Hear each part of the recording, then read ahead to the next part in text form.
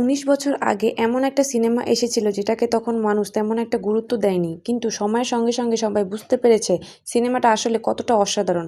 আর এবার সেই সিনেমার সিকুয়েল আওয়ার আপান 2 নিয়ে ফিরেছেন ইমরান হাশমি। অনেকেই ইমরান হাশমিকে শুধু রোমান্টিক গান আর লাভ স্টোরির নায়ক হিসেবে চেনে, কিন্তু যারা আওয়ার আপান দেখেছেন তারা জানেন এই মানুষটা অভিনয় কতটা শক্তিশালী হতে পারে।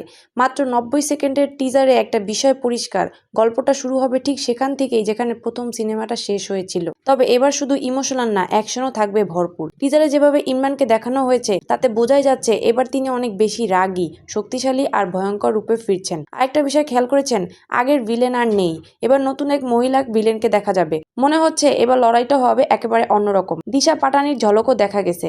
অনেকদিন পর তাকে আবার বেশ সাদামাটা মিষ্টি আর সুন্দর লুকে দেখা গেল। যদি তার চরিত্রটা ভালোভাবে লেখা হয় তাহলে এই সিনেমা তার ক্যারিয়ারের জন্য অনেক বড় একটা সুযোগ হতে পারে। টিজারের সবচেয়ে বড় সারপ্রাইজ ছিল ব্যাকগ্রাউন্ডে বাজা সেই পুরনো আইকনিক গান।